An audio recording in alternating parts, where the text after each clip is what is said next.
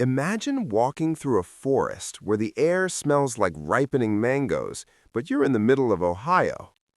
Imagine a world where strawberries weren't watery giant blobs from a plastic carton, but tiny explosions of flavor that tasted like a summer memory.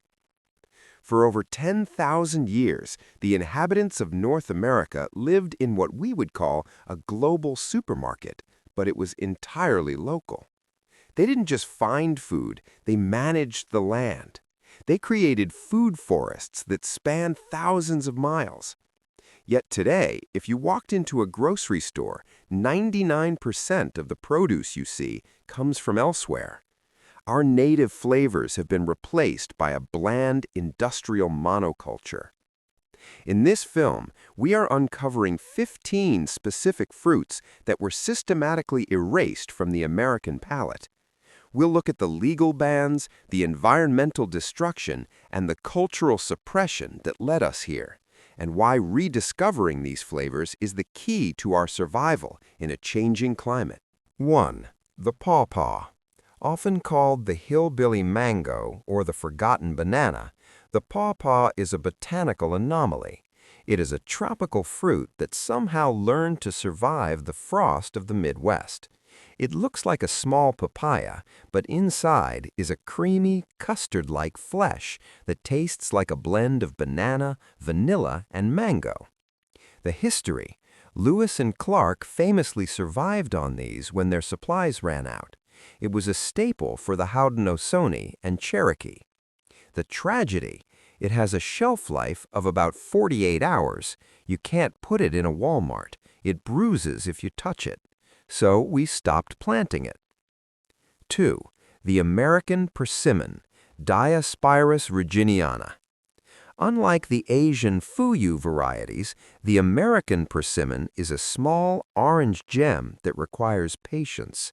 If you eat it before it's bledded, softened by frost, it is so astringent it will turn your mouth inside out. But once ripe, it's basically a date grown on a tree. It was the sugar of the forest for dozens of tribes. 3. The maypop, Passiflora incarnata. Yes, North America has a native passion fruit. It's called a maypop because it pops out of the ground in May. It produces one of the most beautiful flowers in the world. The fruit is a tangy, aromatic ball of seeds and juice. It was used as a sedative by the Cherokee to treat anxiety and insomnia. We replaced it with commercial passion fruit from South America because our native version didn't fit the farm-to-table industrial model. 4. The beach plum, Prunus meridima. Stretching from Maine to Maryland, these plums thrive in salt-sprayed and sand. They are tiny, purple, and pack a flavor punch that puts supermarket plums to shame. They were the backbone of coastal economies until we decided to build luxury condos on the dunes where they grew. 5. The American wild plum, Prunus americana. Before the red delicious apple took over, the wild plum was the most important fruit in the Great Plains. It handles sub-zero temperatures and scorching droughts. Tribes would dry these into plum cakes that would last for 3 years without refrigeration. 6. The choke cherry, Prunus virginiana. This fruit is the perfect example of food as medicine. Raw, it's puckery, but the Lakota and Cheyenne knew that when dried and ground, it becomes a nutritional powerhouse. It was the essential ingredient in pemmican, the world's first true survival bar. 7. The wild grape, Vitis riparia labrusca. The illegal fruit. In the early 20th century, some states actually criminalized wild grapes because they were seen as reservoirs for pests that could harm commercial European vineyards. We literally outlawed our native grapes to protect an immigrant species. Yet, these wild grapes have significantly higher antioxidant levels and deep, complex wine-like flavors. 8. The hackberry, Celtis occidentalis. This is a crunchy fruit. It's a tiny berry with a thin, sweet skin and a heart of edible seed that tastes like peanut butter. It was ground into a meal and used as a base for soups. It is one of the most climate-resilient trees on the planet. 9. The buffalo berry, Shepherdea argentea. A bright red berry that thrives in the harsh alkaline soils of the north. It's so tart it makes a cranberry seem sweet. It was traditionally whipped with water and fat to make Indian ice cream, a frothy, vitamin C-rich dessert. 10. The Oregon grape, Mahonia aquifolium. Not a grape, but a sour blue berry. It contains berberine, a powerful natural antibiotic. It was forgotten largely because of FDA gray areas regarding the sale of medicinal plants. 11. The wild strawberry, Fragaria virginiana. If you've only ever eaten grocery store strawberries, you haven't actually eaten a strawberry.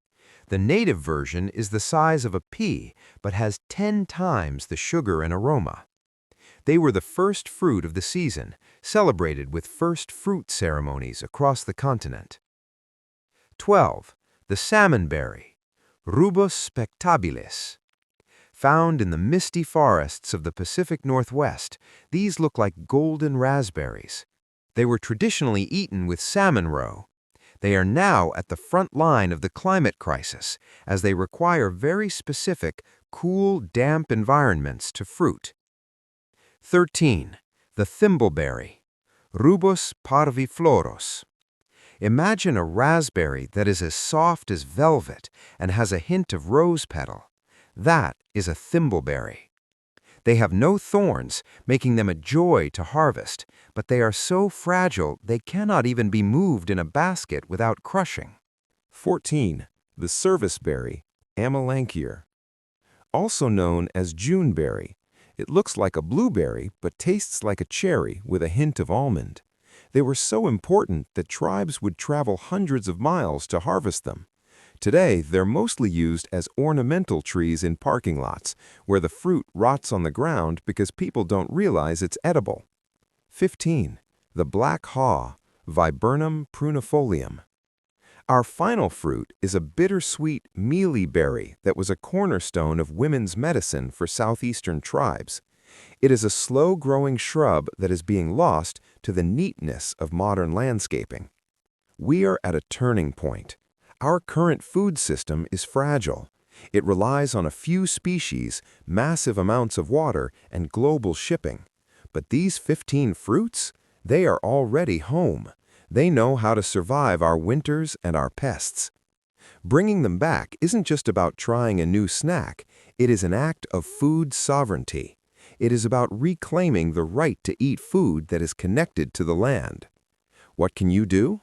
Don't just watch this. Go to a native plant nursery. Plant a serviceberry instead of a decorative maple. Support indigenous-led land trusts. The knowledge isn't gone. It's just waiting for us to listen again. Don't forget to like and subscribe for more plant care tips.